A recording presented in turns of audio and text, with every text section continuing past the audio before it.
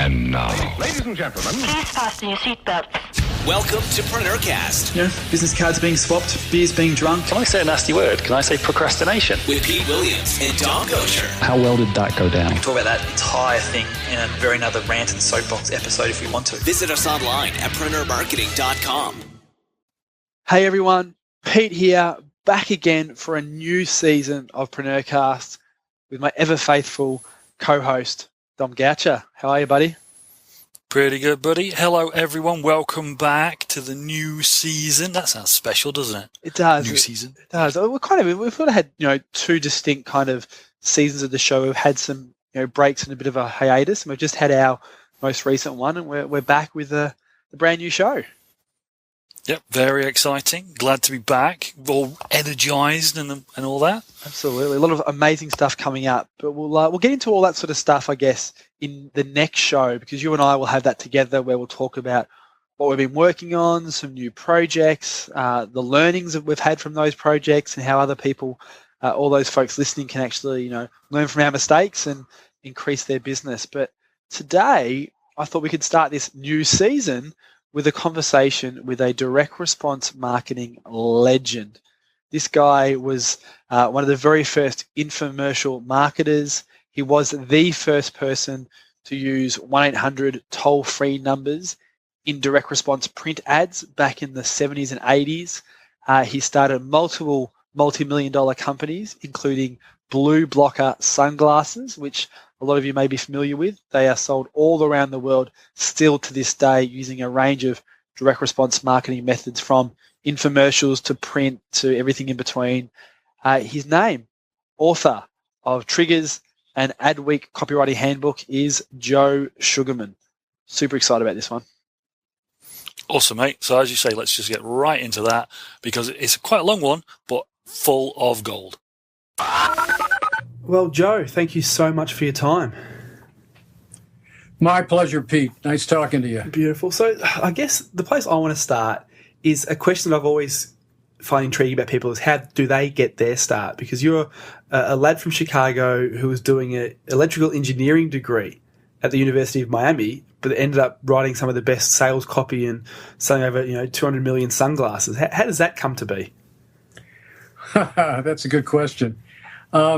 I always liked to write. I started in grammar school writing compositions and getting lots of good reaction from the students.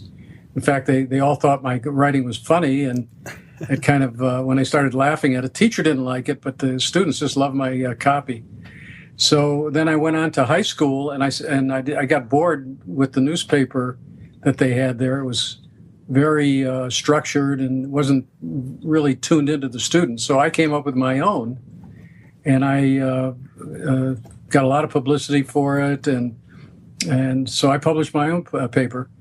And then after high school, I was able to get a Corvette, a brand new racing Corvette, from money that I saved up and a little help from my dad. Nice. And I was enrolled at the University of Illinois in journalism, and I was supposed to go there, but they didn't allow cars. They didn't allow automobiles then if you were a freshman.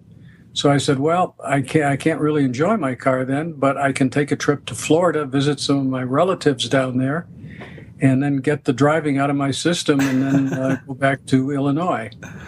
Nice so plan. I did that. And then my cousin in Miami took me to the University of Miami to show me the campus. And I looked at it and I says, oh, my God, it's so beautiful. It's all brand new. And I looked at the weather, the difference in weather. Yep. I said, I'm gonna go to school here. So I called up my father and I told him, I says, Dad, I really want to go to the University of Miami. And he says, well, you have to take a very serious course then, and you're not going to take journalism. I said, well, what would you like me to take? And he says, how about engineering? And I said, well, okay, what kind? He says, well, why not electrical engineering? I said, okay. So that's how I got into the engineering school. Interesting. While I was in the engineering school, I wrote for the engineering magazine, also wrote for the newspaper, and I had a nice following, actually, in the newspaper from a lot of the students.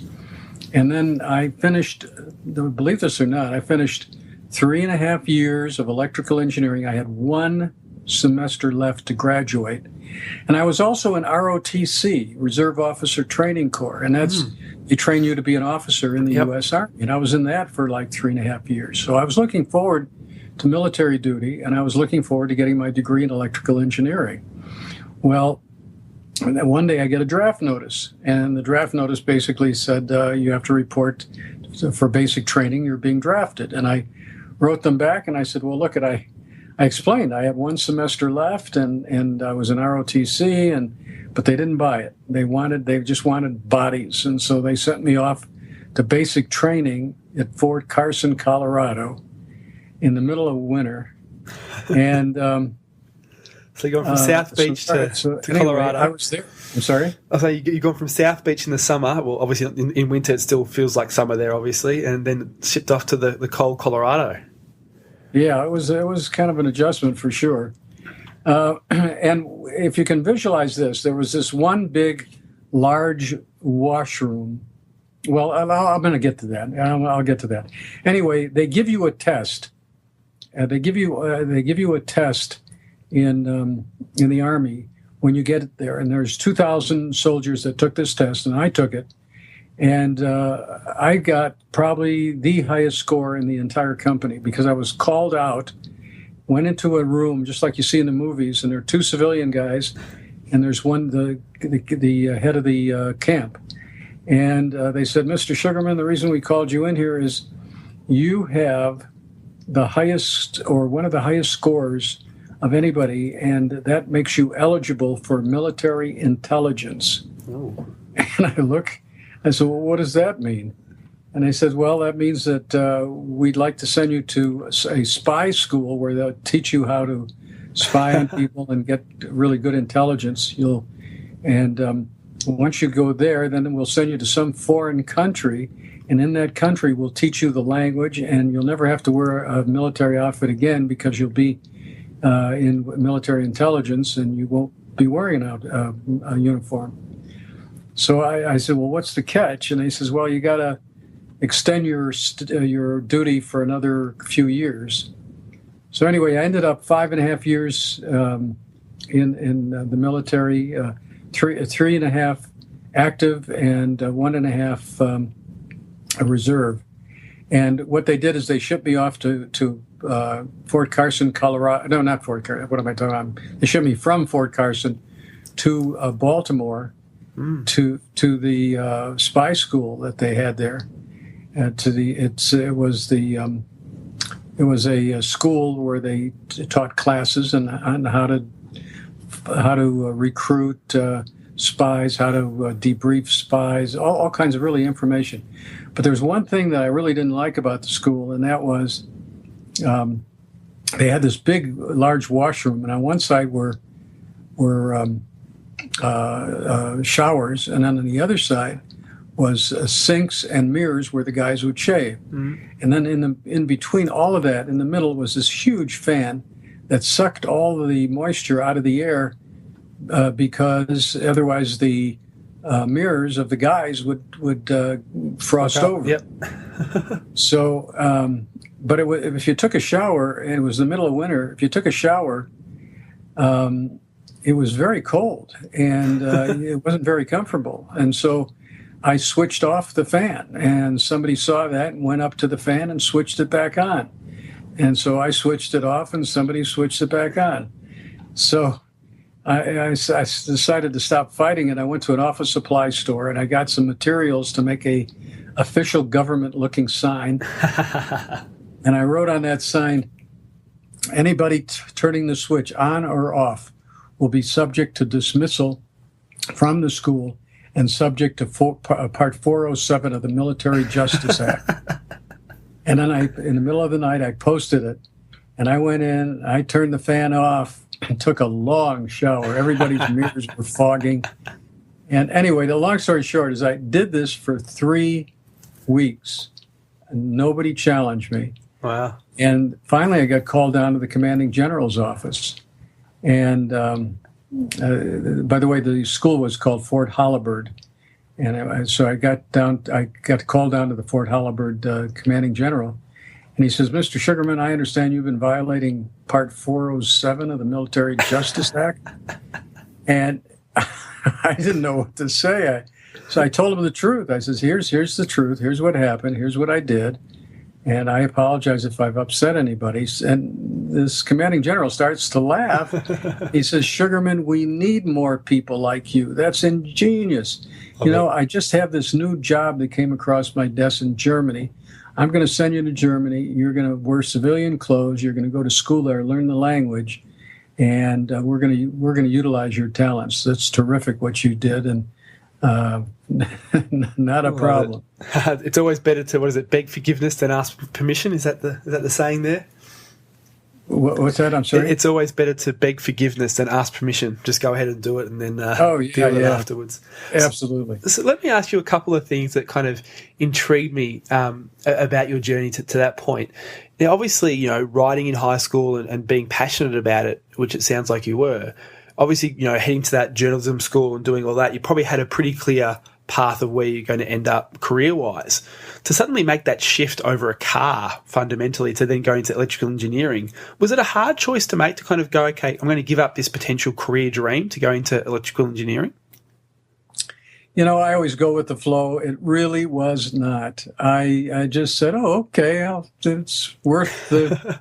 You know, University of Miami, sunny, beautiful, wonderful people, brand new school, brand new engineering school.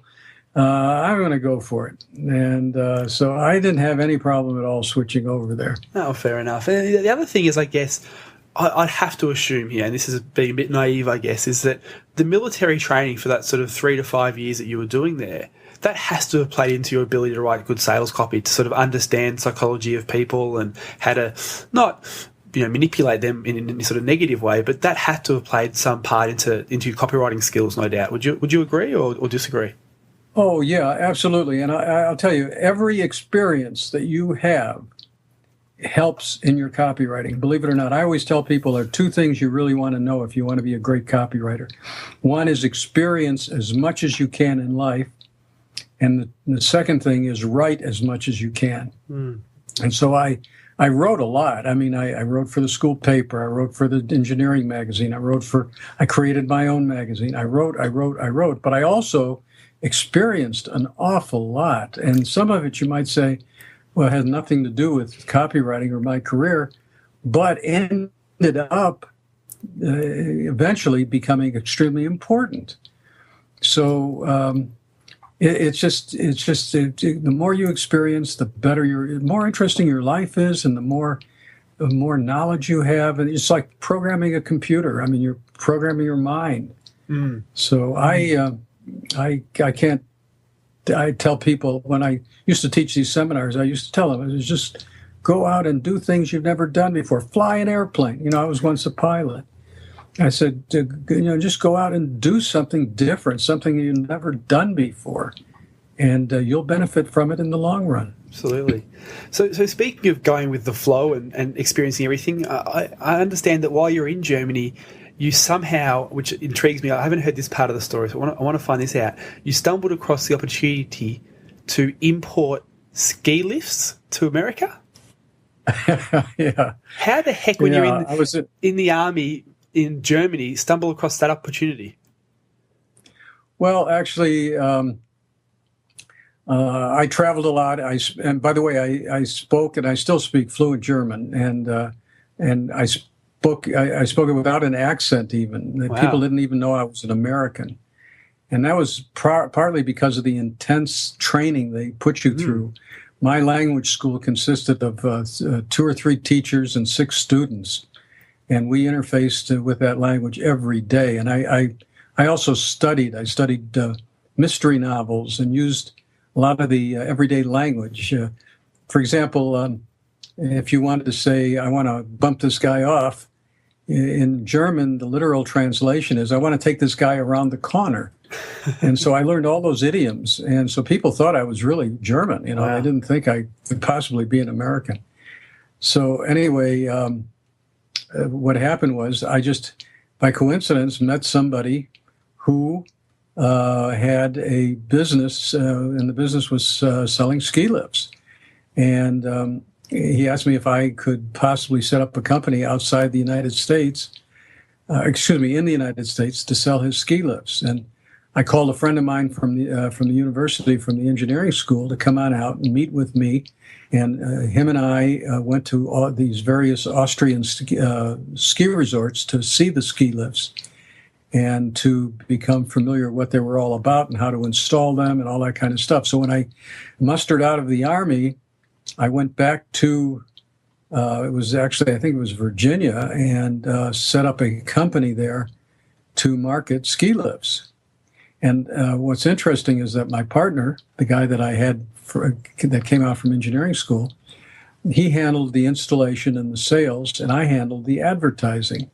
And what was really interesting is we get a lot of people who would write us or call us and say, hey, we really not quite ready for your ski lift, but we love your advertising. Who does your advertising, and would they work for us? And I told him, well, I do the advertising, and I said, I'll be happy to take you on as an account. Well, I ended up with about 3 or 4 accounts where I did all the advertising for them. And then in addition to that, I ended up with many of the politicians in Chicago. I did advertising for them. And believe it or not, 87% of my candidates won the election that they ran for in the political arena. However, about 50% of those eventually went to jail. But that's Chicago politics at the time. I love it. So was this? But anyway, let me just say a few words about Australia. Do you mind? Absolutely, go for it. I've been to Australia a number of times. I've given speeches there, and I will say that the friendliest, nicest, warmest, most hospitable people I've ever met are from Australia. Oh, and I just we do try our best. I'm sorry? I said we do try our best. Well, you certainly do a good job, and I've taken my daughter there, and I've taken a few people. I just love the country, and I just really appreciate the people. Oh, thank you. But anyway, getting back, so I ended up doing all this advertising and then I decided I'd set up my own agency. Was the ski resort stuff the first? Sorry, Joe, I was going to say, the ski resort advertising, was that the first sort of advertising you've ever done? In terms of, you've written a lot, obviously. Was that the first sort of direct response type of marketing you've ever written? Well, I used to do it in college. I used to write ads in college. Many of them were direct response ads, and they drew huge. There was a huge success. I mean, it drew pretty big crowds. So that wasn't really my first time. But obviously, if you're selling a ski lift, it's kind of like direct response. You're trying to get people to respond. So anyway, that was the. And so anyway, that's what I did. I just handled a lot of accounts. Well, what happened one day, I was reading a magazine, and it was Business Week. And in it, they showed a picture of the new pocket calculator that was just coming out. And it was called a Bomar calculator, and the integrated circuit was from Texas Instruments. And it was the first one that was coming out. So I thought it was kind of a neat product, so I tore it out and I showed it to one of my clients who was in the electronics business. And he said, who would pay $240 for a simple little thing that adds, subtracts, multiplies, and divides? Why don't you do it yourself? Sell it yourself. And I said, you know what? Let me do that. And so that's what I did. I called up the manufacturer. They were just happening to come through Chicago. And I found out that they weren't selling too many of these because they were sitting on the shelf and people didn't know what a pocket calculator was. So the sales manager came by and stopped by my office. And I talked to him about me selling the product. And he said, it's not selling very well. It's just sitting on the shelf because nobody bothered to explain it. So I says, well, I could use direct response to explain it. And just give me the opportunity. So that's when I raised a bunch of money, came out with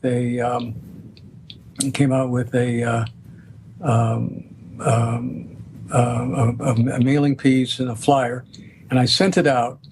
And I had borrowed like $12,000 from a bunch of friends who always felt I was going to be a big success, and they were putting their money where their mouth was. And so I took that product. I took the product, sent out the mailing, and believe it or not, it bombed. I lost half the money. But I did one thing right, and that is I bought 10 different mailing lists, and I think it was 5,000 names in each mailing list, and I coded each of the response cards so I knew which list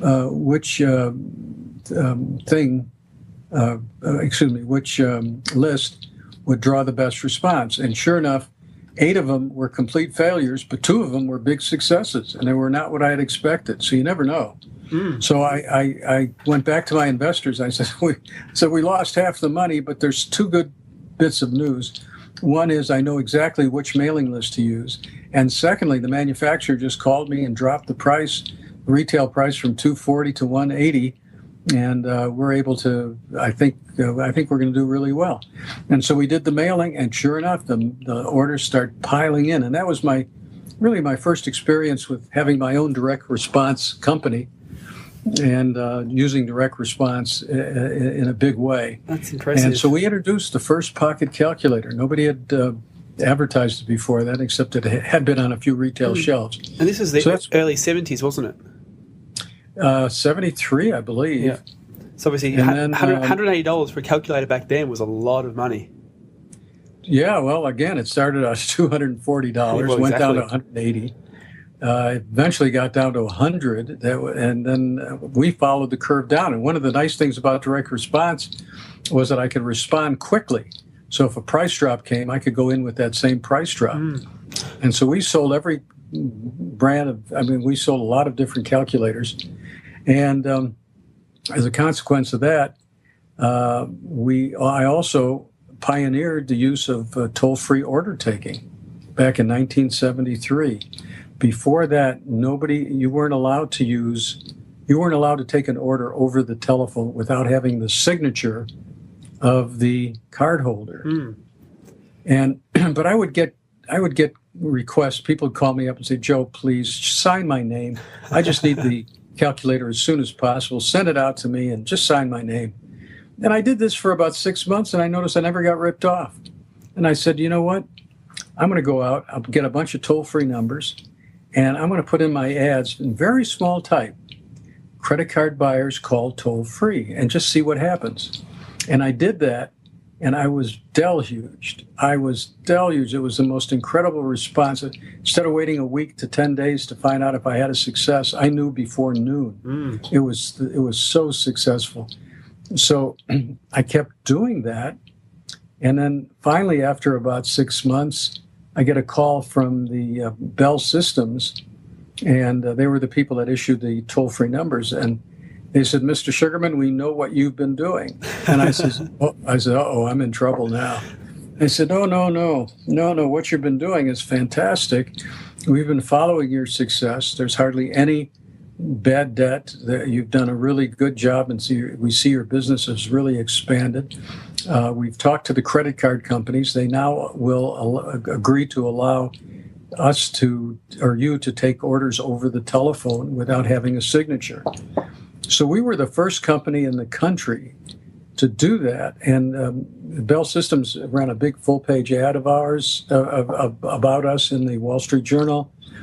And we started to really grow. And that was the beginning of the growth of catalogs.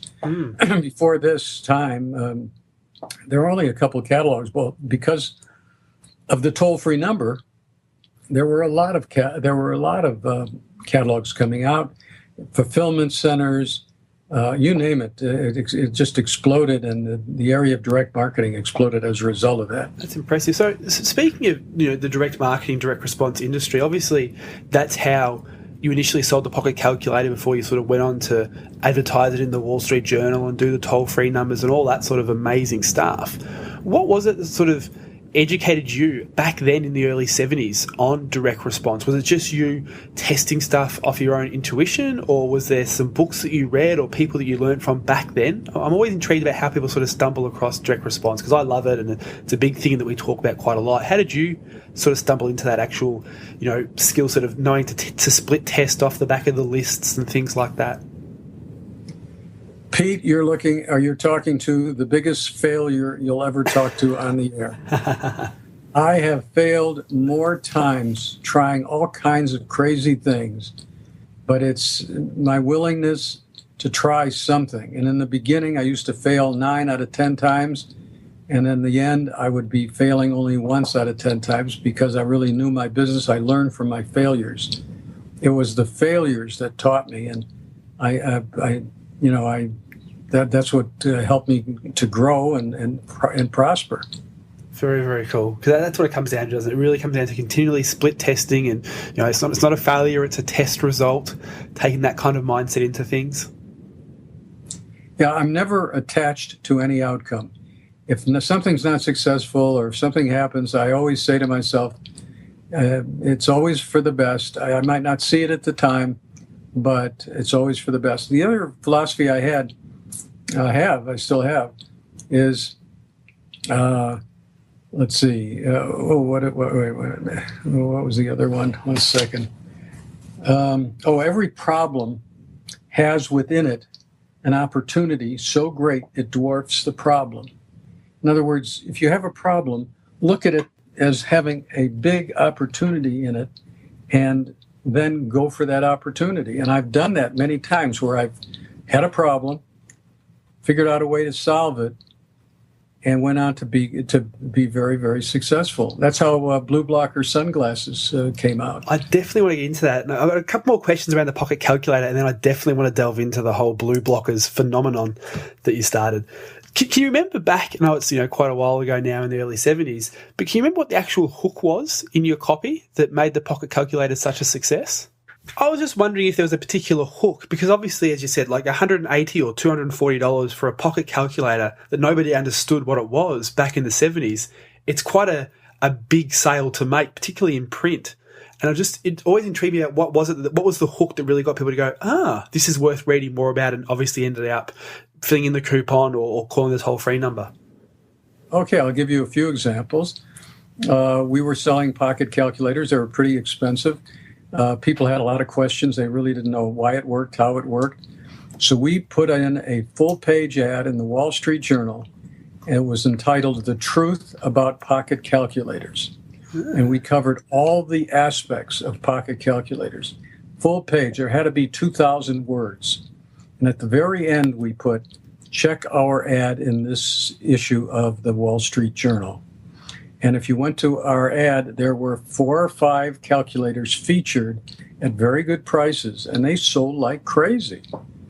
And that was a big success, and that was simply trying to educate the public, and they appreciated it so much that they responded in enormous numbers. Yeah. So you're every time there was Sorry. Go ahead. I was going to say, so you're sort of doing an advertorial piece in the newspaper, and then somewhere else you actually run the physical ad for the actual products. Is that right?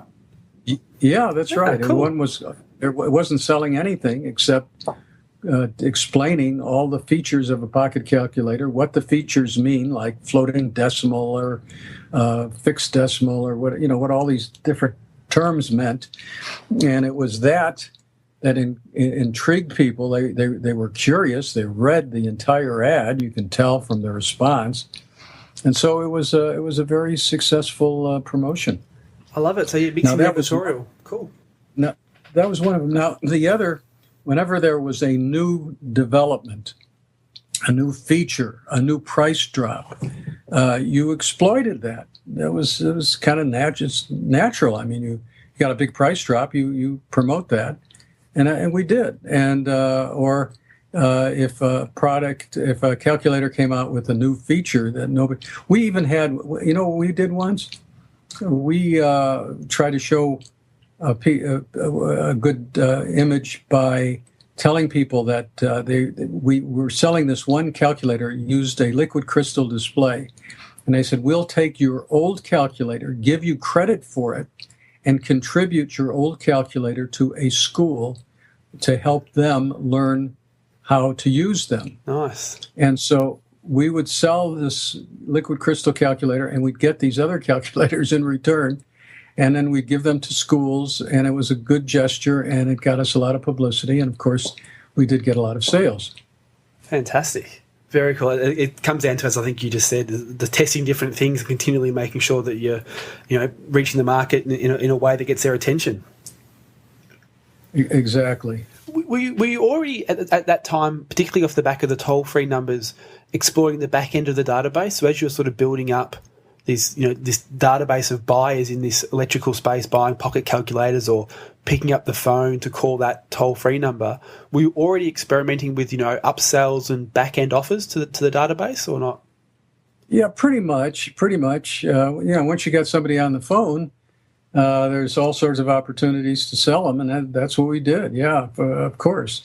So we pioneered a lot of that type of effort as well. Very exciting. So moving on from there, you mentioned before the blue blockers. Now this is a huge business which is still around today. Even's been mentioned on The Simpsons, which I thought was pretty cool. Can you tell me a little bit about how you sort of stumbled into the blue blockers business of the sunglasses there, and how that became such a worldwide success? Well, there's a good example of a problem versus opportunity. We had a problem. What it was is I was driving down a highway in California, actually Los Angeles, and I was with somebody who was taking me to see a new product. And it was a very bright, sunny day, and I was squinting, and he saw me squinting, and so my friend said, here, try this pair of sunglasses. And I put it on, and boy, I stopped squinting, and everything looked clear and sharp. And I says, my God, this is really a great product.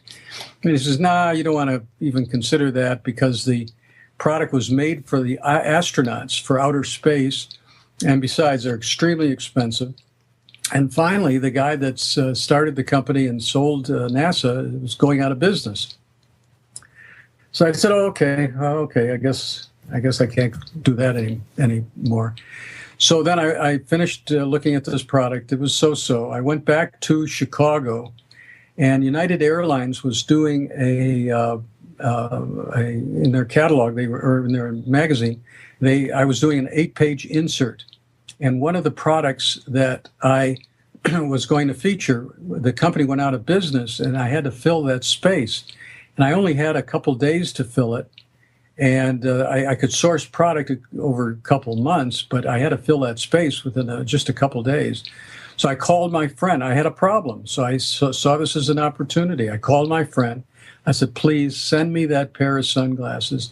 I'll figure out a way to make them, but I only have 2 days to run this ad. So he sent it to me, and I wrote this ad in like 2 days, finished it, photographed it, everything, submitted it to United Airlines, and then about 2 or 3 weeks later, a couple of months later, the ad broke, and it was the most successful ad that we've ever run in any print publication. So I took that opportunity, and I advertised in every magazine I could get my hands on.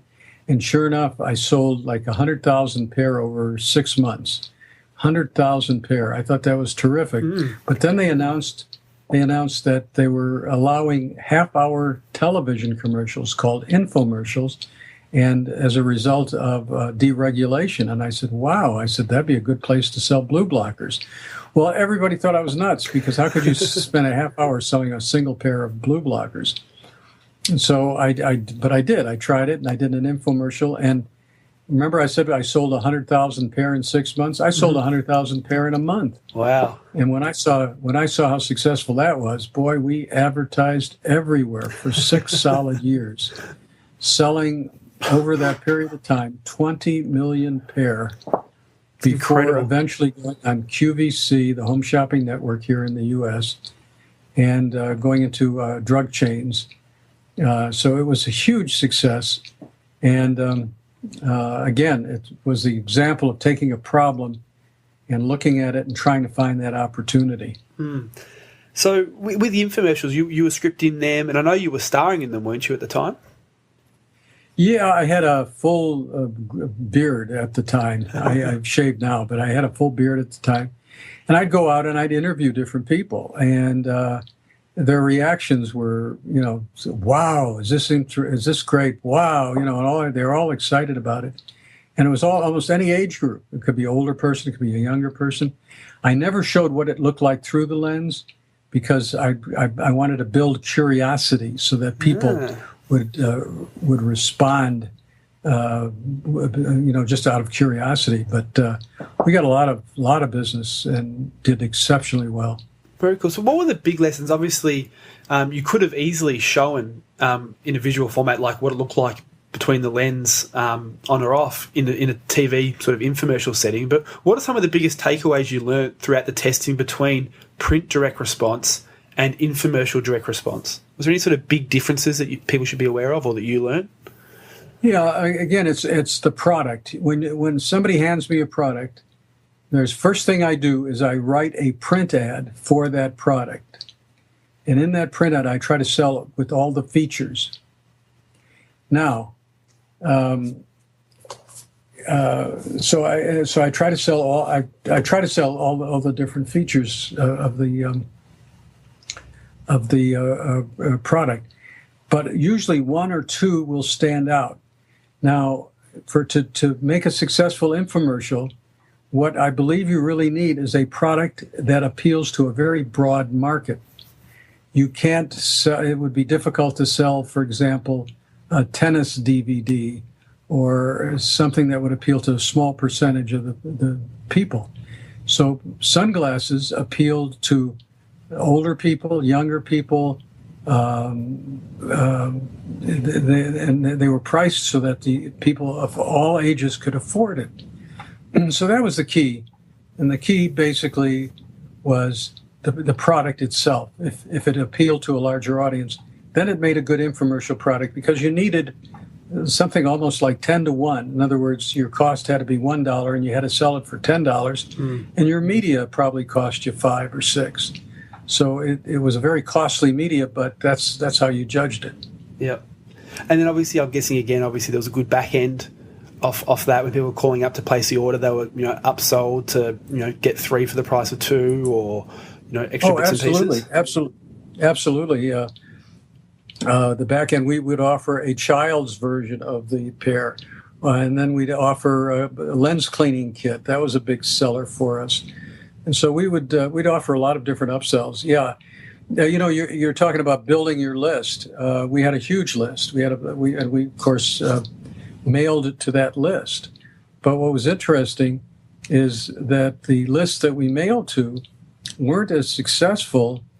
The success came when we acquired a customer via mail. Once we acquired a mail order customer, that customer then responded very nicely to mailed offers, but not to TV offers. It was really interesting. So there was a nature associated with the people. Yeah, so someone who'd buy from an infomercial wouldn't necessarily respond to the same company in the mail as a back-end kind of sequence.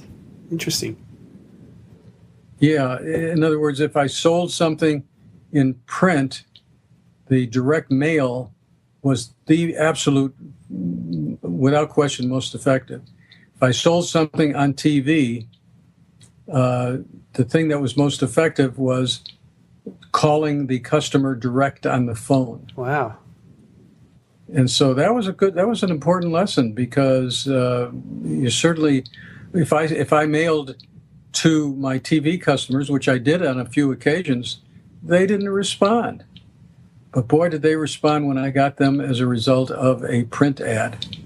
Very, very interesting. So just out of curiosity, what other sort of items were you selling to these people? Because obviously JS&A, which became the business behind all of this, if I'm right or wrong, I'm not too sure. I think it was JS&A. What other stuff were you selling to these people? Oh, every new innovation that came out, we were on top of. And the reason for it is that the manufacturers saw our success. We were probably number 1 in the country. We just established ourselves as the place to go to. So manufacturers would come to us with their new products and ask us if we could introduce the product. And sure enough, we did. We introduced many products, and with great success. I mean, we introduced the pocket calculator, the cordless telephone. We introduced games, these video games. We introduced a basic computer once at the time from Valley. So anything that came out that was digital watches, we introduced the first digital watch. We introduced the first liquid crystal digital watch. Every new innovation, the manufacturers would come to us first. So definitely. So that was an important thing. I was going to say the precursor to the sharper image. Precursor to the sharper image. We were, of course, before them, and we let them take over the business, by the way. What happened was I had a fight with the federal government. Our federal government tried to impose a fine on us for something that was very ridiculously trumped up, and I fought them for 6 years. And during that period of time, I was demanding an oversight hearing in Congress, which I got. I helped a lot of small business people with procedures to follow if they were ever attacked by the government. And during that time, Sharper Image came in and kind of took a lot of our business away. And then when we got back into business, it wasn't the same because people stopped coming to us. They were going to Sharper Image. And then, fortunately, this thing with Blue Blocker came up, and we again exploded and became quite a successful marketing company. So did you ever have any plans to go down the retail path that Sharper Image obviously ended up doing? That was interesting. They copied us. We had a few retail stores. Oh, wow. And as a result of this government fight, we had to close them down. But Sharper Image just jumped on it. And as a matter of fact, the owner of the company, it's been a while, I forgot his name, would copy a lot of the things that we did. And I used to give these seminars, and at these seminars, he'd have some of his employees come and attend and leave with some really good ideas. I taught my competition. Well, that is sort of the downside of becoming that sort of information marketer that obviously you became as well with the books and the training and all that sort of stuff. It is kind of a bit of a downside to a certain extent. Oh, yeah. My philosophy was always helping others. In fact, my whole purpose in life is to help others, either by providing a great product or being an inspiration or through my books or through my advertising. Just to help others grow, build their business. That was my goal. That was the thing I really liked to do. Fantastic. So, yeah, some of your books, like you've got a couple coming out shortly, which I will definitely talk about. But two of your already printed and already released books, Triggers, which is absolutely one of my all-time favourite marketing and advertising and obviously copywriting books, is brilliant, and also the Adweek Copywriting Handbook, which is a much bigger book than Triggers, which is fantastic. There's two parts of that book that I highlighted before our conversation that I'd love to quote and then kind of delve into a little bit, if you don't mind, about sort of helping some of our audience learn some of your copywriting and advertising rules and skills, if you don't mind. Well, yeah. Well, first of all, the Adweek Copywriting Manual is a book that I published through Wiley and Sons, and it explains the various procedures you take in order to become a great copywriter. And believe it or not, a lot of people have read that book and became great copywriters because it really gives you a direction. It gives you the steps you need to take. It explains some of the pitfalls and some of the opportunities. It's probably one of the best books on copywriting out there, and it's been recognized as that as well. Absolutely. Yeah, so that's a good book, and that's what I used to teach at my seminar. What happened was, after I decided after 20 seminars, I figured, well, it's time to move on. So I said, what I'll do is I'll leave a legacy. I'll write a book and leave that book as about my seminars and go on to other things. And so I sat down to write, and ended up with 1,000 pages. And I said, well, this is too big. So I broke it down into copywriting, direct marketing, and then TV marketing. And I had expertise in all of those, and I also taught in all of those. So that's how that all came about. So that's how that book came about, and it really is a helpful book. I believe it's on Amazon. Yeah, absolutely. I got my copy on Amazon a couple of years ago. It's fantastic, and you've got examples of ads in here. You've got a ton of ad examples. I'm just sort of flicking through it right now, and you just talk through every single step of writing great copy. And I do believe it is one of the best books to start with if you are starting out, or one of the best reference books if you've been writing for quite a while. It's fantastic. And then and I've read one of the ways that I initially when I was very young built my skills, and I forgot to mention this, and that was that I read every book on copywriting and selling and marketing I could get my hands on. And so I really urge your listeners to do that. In other words, if you want to be a great copywriter, get every book you can possibly get on copywriting. Absolutely. One difference I'm sorry. So no, go ahead. I was interrupting you. Sorry.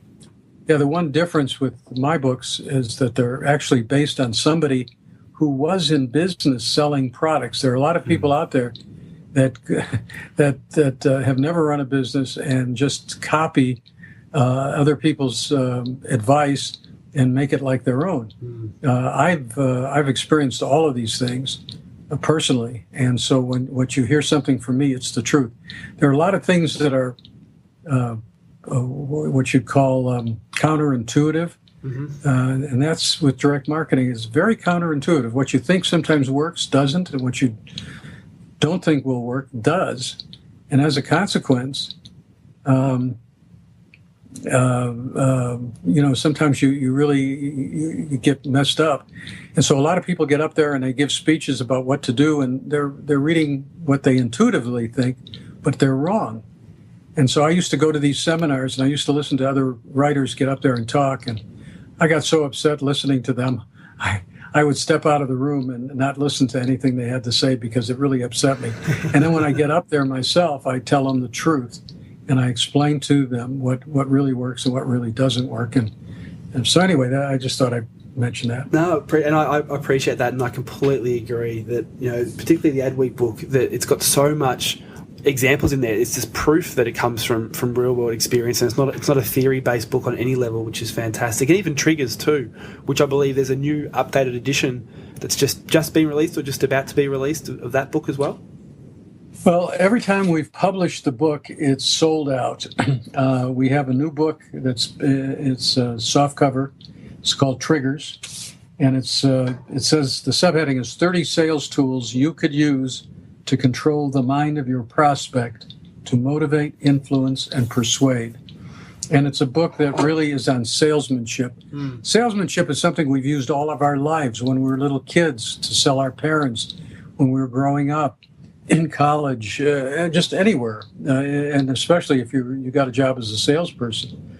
So learning some of the techniques about selling and the importance of different things really does help a lot. That book has been very popular, and one of the most popular among a lot of people who have their favorite books. This one is among them. Well, it's definitely the most stolen book from our office.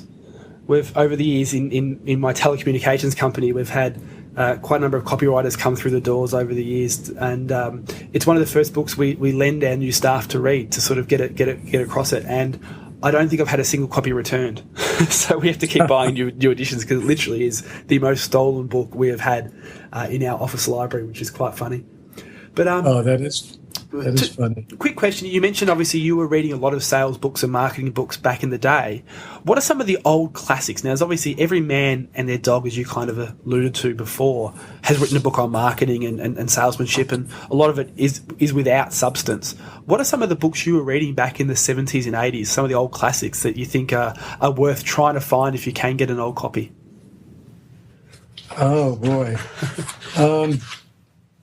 Well, I loved Joe Girard. He had a book entitled How to Sell Anything to Anybody. I think Robert Cialdini has a book called Influence, The Psychology of Persuasion. I thought that was an interesting book. David Ogilvy was one of my favorite authors, and he had a book called Confessions of an Advertising Man. He loved direct response, and he used it in a lot of his ads. Yep. So he was a very successful direct marketer. Well, he wasn't a direct marketer, but his ads had that flavor. Yep. And then various selling books, Selling Dangerously, Elmer Wheeler. The concept there was, if you're not making any headway, do something dramatic to change the atmosphere. Very exciting. Let's see. So those are a couple of the books that I know I've read, and but even on a couple of them, they'll cover certain aspects which are very important, but not all of the things that I cover in my books. Well, let me ask you a couple of things about the Adweek Copywriting Handbook, because I grabbed a couple of quotes, as I mentioned earlier. I'd love to read them and then get you to sort of just articulate it a little bit more to give some people a flavour of what they'll get from that book. And the first quote I copied out of the book when I was reading it was, "Another fact to realise about writing copy is that the first draft of an ad is often terrible. And the real skill in copywriting is taking that rough draft and polishing it. I often pointed out to my students that if everybody in the class were written or were given an assignment of writing a draft for an ad or a product, the first draft of my ad would quite likely be terrible compared to everyone else's. It's what I do with the copy after my first draft that really makes the difference." And I love that because I think it's a very freeing statement for a lot of startup entrepreneurs or first-time copywriters, is they write a first draft and it is terrible, and they get scared and they walk away. Can you talk around that a little bit more? Yeah, well, again, it's the editing process that's the key. And what you try to do in the editing process is to eliminate as many words as possible, to amplify the important points. It's the most important part of copywriting. You could have a terrible first draft, but if you sit there and work at it, you could be amazed at how much better it becomes. Now, I've had situations where I wrote an ad and I tried to edit it, but it was too good. There was nothing I could edit except maybe a few words.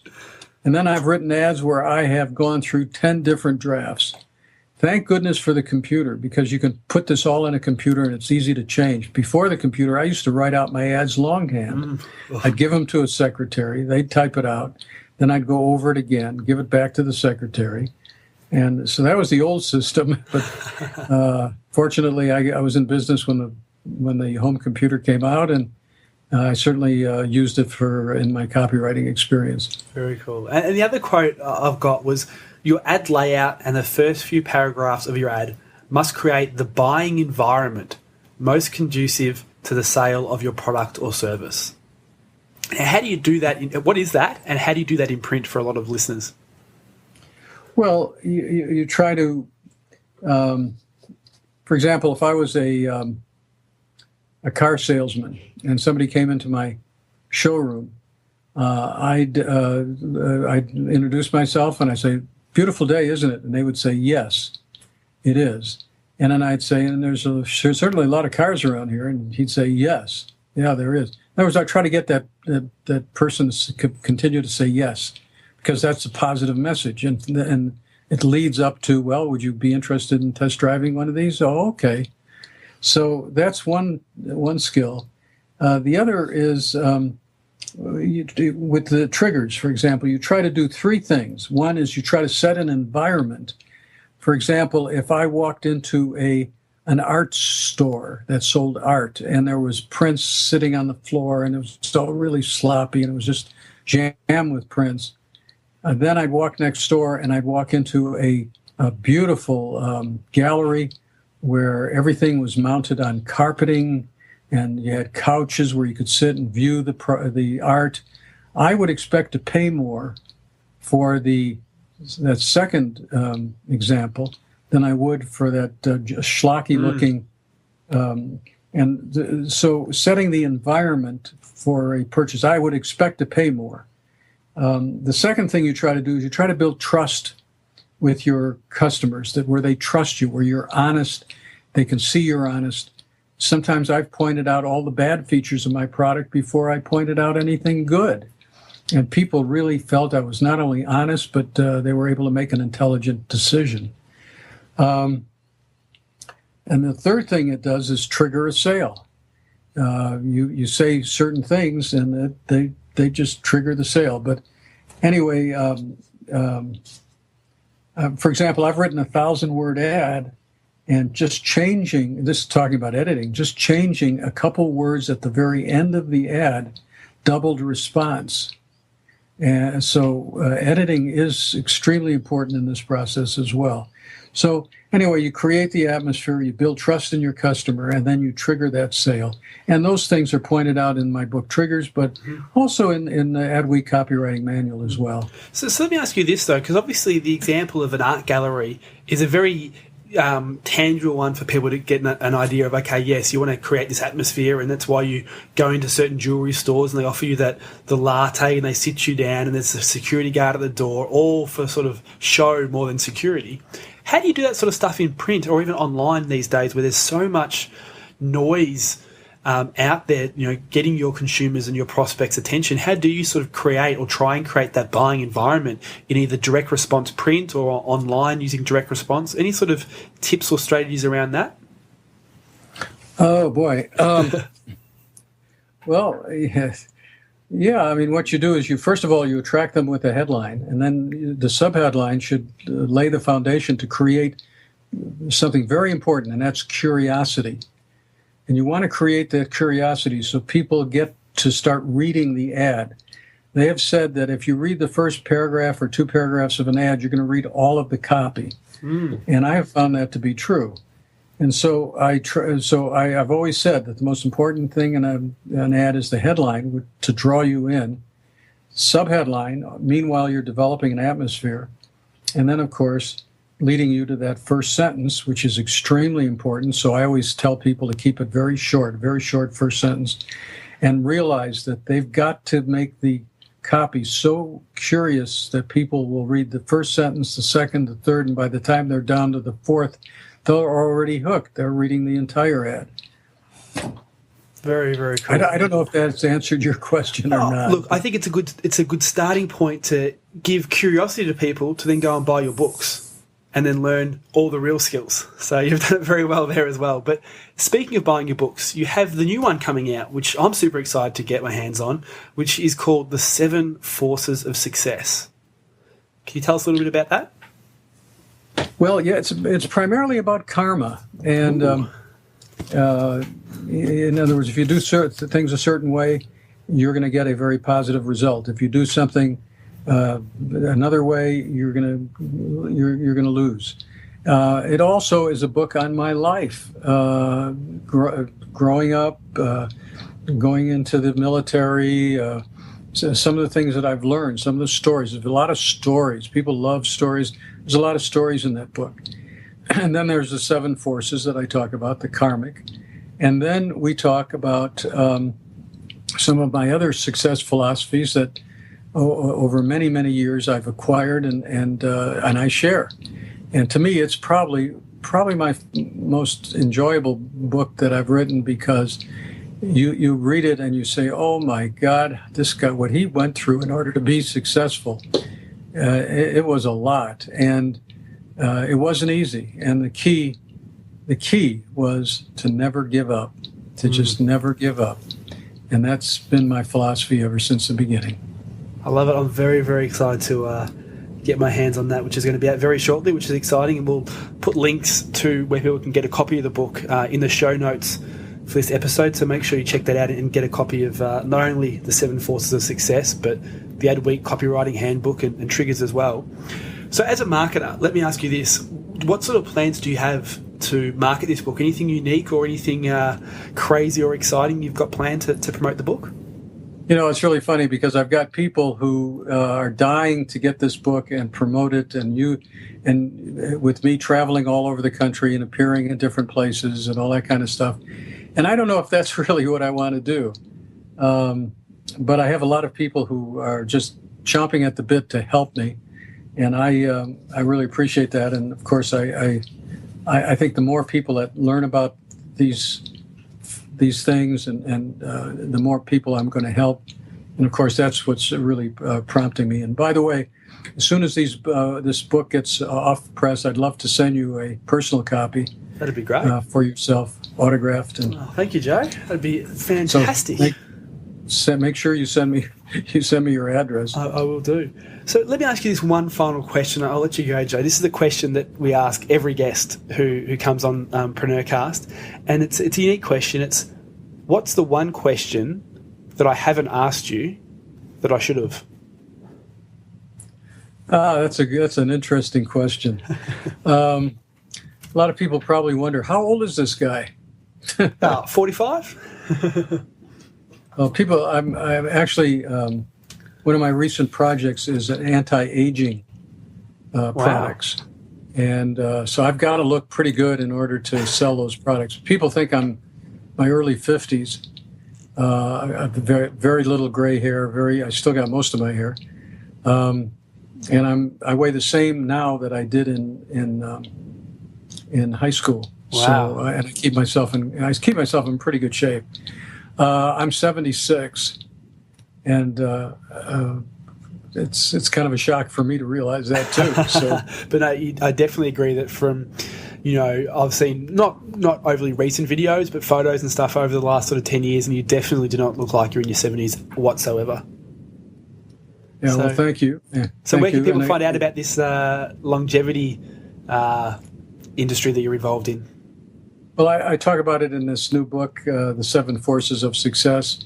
Many of the products are not available right now, but the one product, we have a hair product that's going through clinical studies that supposedly will grow hair. Wow. So if that is successful, that will be another really big one. Yeah, absolutely. And you're still involved in Blue Blockers? They're still around doing their thing? Oh, I still write the copy. I still do do all the copy, and that business has been around 28 years. Wow. And we're celebrating 28 years this year, and it's done very well. I mean, it continues to do well. Well, what's the current thing that you're doing that's moving all the product? Is there a particular sort of marketing piece or path to market that's still moving the sunglasses? Well, we took it out of retail for a lot of different reasons. We took it off of the home shopping networks, and we're strictly on the internet. Wow. And we send out at blueblocker.com, and Blueblocker is BLUBLOCKER, blueblocker.com. And we're strictly on the internet, and it's done very well. It's supporting our company quite nicely, and we're in the process of building that. So, very exciting. Well, Joe Sugarman, thank you so much for your time. I really do appreciate it. You've definitely been an inspiration to me over the years. I've devoured your books and a lot of various presentations that I've seen where you've spoken at, which is pretty cool. So thank you so much. Well, my pleasure, Pete, and thanks for having me, and good luck to you and all your listeners.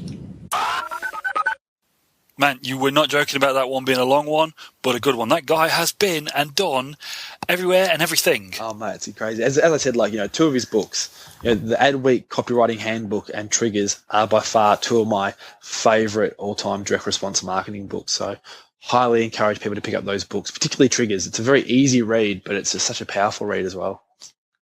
I remember you getting that first edition of Triggers, and it was like it was a holy object. I remember it being delivered. I was there when you got it, and you were like, "Look at this." I think I said in the conversation with Joe, I had a copy in our office, and our copywriter stole it, or took it with her, or lost it, or somehow it disappeared. So I was like, I have to get another copy back. And with me, my weird obsession with first editions, to add to my breakthrough advertising, Robert Coyle letter book, reality advertising, my life in advertising. I've got this collection of, classic first editions, and I'm very excited to have Joe's book on there, on that little shelf with all my first editions now too. Yeah, and it is an awesome book. It is one of those classics. And as we always say, folks, look, the basics are the basics. They've worked since, for hundreds of years. They're not going to change and not stop working now. So Triggers is definitely one of those books that everybody should at least have a look at, if not have on their shelf. But that interview, mate, I mean, wow. I was just, again, just pages and pages and pages of notes from that. But the big stuff, and it was amazing how, again, we say it here, but people like Joe say it as well. We had an entire episode on failure. Remember that one? Mm-hmm. And that was a huge thing right at the beginning. One of the first things he was talking about was, he said, hey, I'm one of the biggest failures you're ever going to meet. But what was that line? Every failure just has a massive opportunity inside of it. Every problem has a massive opportunity inside of it. I just thought that was so positive and such a big learning point for everybody. And we've said it before. You've got to fail to learn. You've got to. What is it you say about direct response? About failure in direct response? Oh, it's just a test result. That's all it is. It's simply a test result. Exactly. So it was great to hear that coming from him. And something else that I strongly believe in as well. And again, this is really right at the beginning. It was huge, loads of stuff, loads of detail and information in there. But right at the beginning again, because you know me, I'm big on the kind of philosophical and mental aspect of this stuff. And he said about, to be a good copywriter, you need to have done loads of different stuff. Try everything, not just writing. Don't. And he did say, you got to write a load of stuff, but also, just try different life experiences. And I'm, top of that list. When I talk to people, they're always amazed at the different stories and similes and comparisons that I make. And it's because I've done so many weird things. Yeah. I like you put the word weird in there. I think that's the defining thing for you.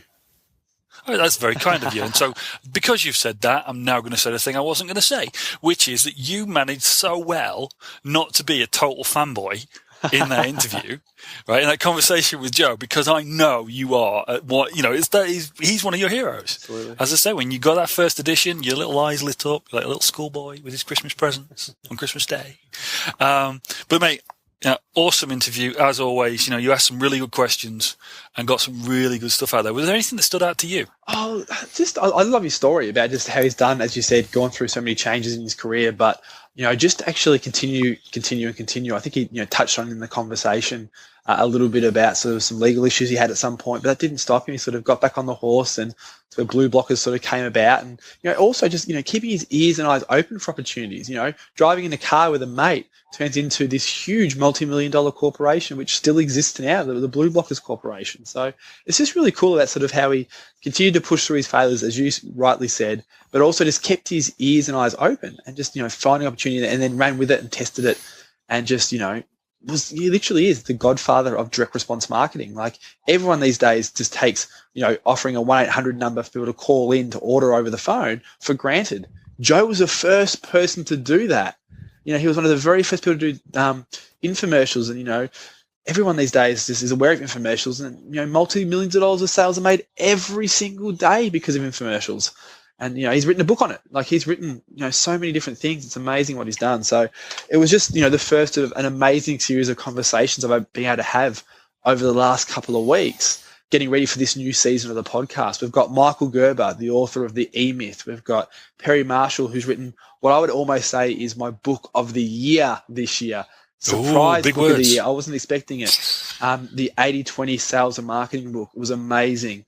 We've got the guy who founded the sticker company, which if you're in Australia, you'll definitely know these guys. And if you're in other parts of the world, you're starting to know these guys.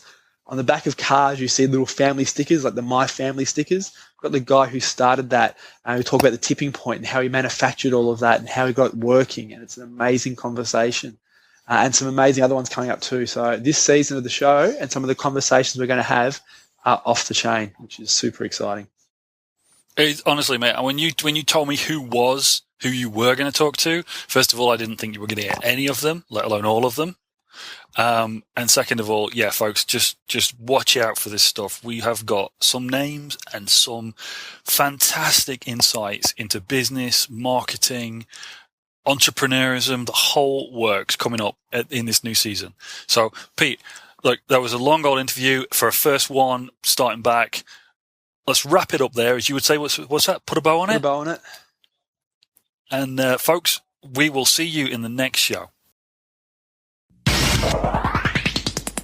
You've been enjoying another fine episode of PreneurCast with Pete Williams and Dom Gocher. Make sure to hang out with the boys online at www.preneurmarketing.com or drop them a line via PreneurCast@preneurgroup.com.